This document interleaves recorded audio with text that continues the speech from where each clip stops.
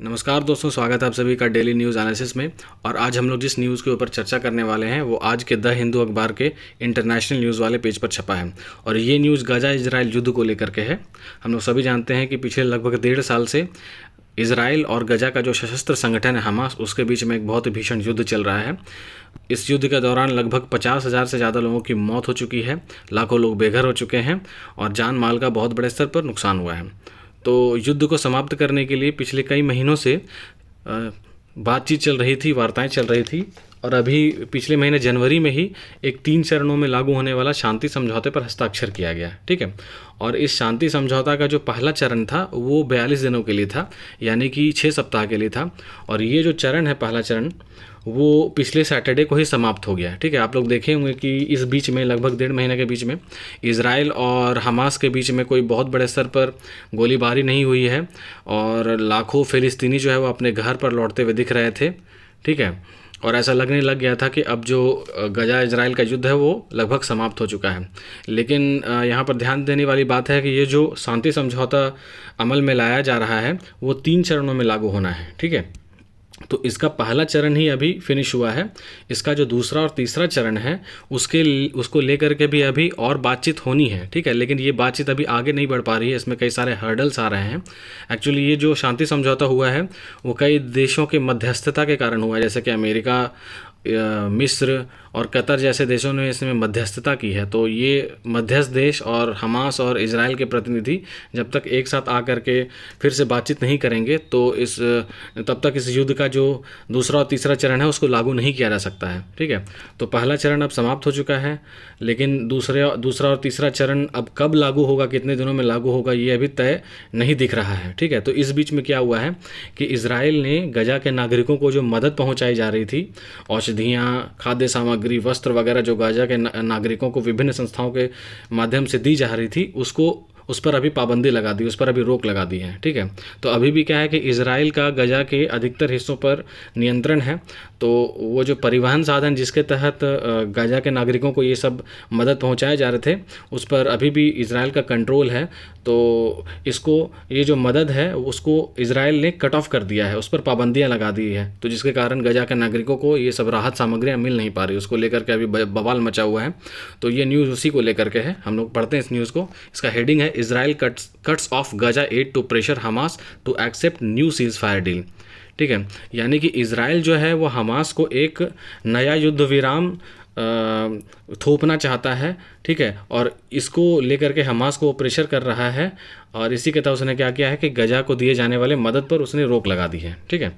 तो एक्चुअली ये जो युद्ध विराम का या फिर शांति समझौता का जो पहला चरण था उसके तहत क्या था कि 42 दिनों के लिए किसी भी तरह की गोलीबारी पर रोक रहेगी, पूरी तरह से अस्थायी रूप से क्या रहेगा कि युद्ध विराम रहेगा, ठीक है। तो अब ये जो युद्ध विराम का जो पहला चरण है वो जब समाप्त हो चुका है तो दूसरा और तीसरा चरण के लिए बात आगे बढ़नी है। तो हमास चाहता है कि दूसरा और तीसरे चरण के लिए जल्द से जल्द बातचीत आगे बढ़े और एक अस्थायी युद्ध विराम नहीं हो, बल्कि दूसरे और तीसरे चरण के तहत क्या हो जाए कि पूरी तरह से इस युद्ध पर रोक लग जाए, पूरी तरह से युद्ध समाप्त हो जाए, ठीक है। लेकिन अब चूँकि दूसरा और तीसरा चरण तुरंत लागू नहीं हो पा रहा है तो इजराइल क्या चाह रहा है कि जो अस्थायी शांति है, अस्थायी युद्ध विराम है, उसी को आगे बढ़ाया जाए, ठीक है। तो उसी के लिए हमास को प्रेशर बना रहा है और इसी के तहत इजराइल ने क्या किया है कि गजा के नागरिकों को जो मदद दी जा रही थी उस पर अभी रोक लगा दी है, ठीक है। तो हम लोग देखते हैं और आगे। Egypt accuses Israel of using starvation as a weapon while Hamas calls the move cheap extortion. Egypt ने यानी कि मिस्र ने इजराइल पर आरोप लगाया कि वो जो है वो भूखमरी को एक हथियार की तरह इस्तेमाल कर रहा है, ठीक है। और हमास ने क्या कहा है कि ये जो कदम है इजराइल का वो चीप एक्सटॉर्शन है, यानी कि एक सस्ती फिरौती है ये, ठीक है। और हमास ने क्या कहा है कि ये जो इजराइल कर रहा है वो एक वार क्राइम भी है, यानी कि युद्ध अपराध है, and a blatant attack on the truce, यानी कि ये जो काम है वो शांति समझौते पर एक खुला वार भी है, ठीक है।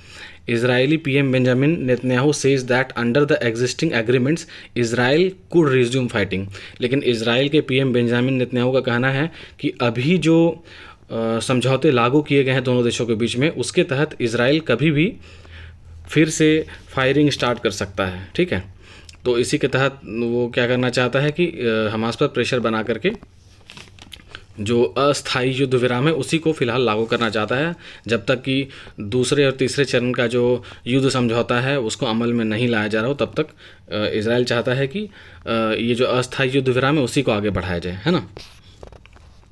तो हम लोग और आगे देखते हैं, इसमें कई इंपॉर्टेंट चीज़ें लिखी हुई हैं। The first phase, which included a surge in humanitarian assistance after months of growing hunger in the territory, expired on Saturday. The two sides have yet to negotiate the second phases, in which Hamas was to release dozens of remaining hostages in return for an Israel pullout from Gaza and a lasting ceasefire. ठीक है, तो ये जो युद्ध विराम का पहला चरण था वो सैटरडे को ख़त्म हो गया, है ना। और ये जो दोनों पक्ष हैं, इजराइल और हमास, ये दोनों को अभी बातचीत और आगे बढ़ानी है ताकि दूसरा चरण लागू हो जाए।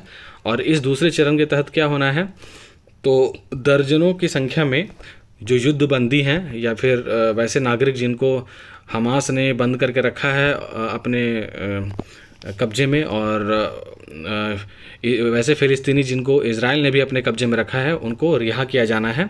और इसी दूसरे चरण के तहत जो है वो इजराइल के जो सैनिक है वो भी गाजा से पूरी तरह से हट जाएंगे और एक परमानेंट सीज़ फायर लागू हो जाएगा, यानी कि एक स्थायी तौर पर युद्ध विराम लागू हो जाएगा। तो ये दूसरा चरण काफ़ी इंपॉर्टेंट है, लेकिन ये दूसरा चरण आगे बढ़ नहीं पा रहा है, ठीक है। तो आप समझ पा रहे होंगे कि पहला चरण जो था वो अस्थायी था, युद्ध विराम, है ना।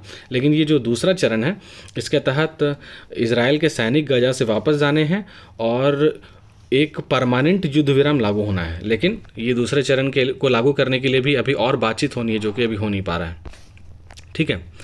और हम लोग एक चीज़ और देखते हैं यहाँ कि जब ये दूसरा चरण अगर किसी तरह से लागू हो जाता है तो एक तीसरा चरण भी होना है इस युद्ध विराम समझौते के तहत, है ना। और इस तीसरे चरण के अंतर्गत क्या होगा कि गजा में जो कुछ भी जान माल का नुकसान हुआ है, खास करके जो इंफ्रास्ट्रक्चर का नुकसान हुआ है, तो गजा को रिकन्स्ट्रक्ट किया जाएगा, है ना। यानी कि गजा में जो हानि हुई है इस युद्ध के दौरान उसको फिर से बिल्डअप किया जाएगा, ठीक है। तो ये तीसरा चरण भी इस हिसाब से काफ़ी इंपॉर्टेंट हो जाता है। ये दूसरा चरण खास करके बहुत क्रिटिकल है, तो इसी को लेकर के बात यहाँ पर फंस रही है कि आगे अब क्या किया जाए, ठीक है। तो ये गाजा इजराइल का जो युद्ध है वो आप सभी जानते हैं कि करंट अफेयर्स की दृष्टि से काफ़ी इंपॉर्टेंट है, इंटरनेशनल रिलेशंस की भी दृष्टि से काफ़ी इंपॉर्टेंट है।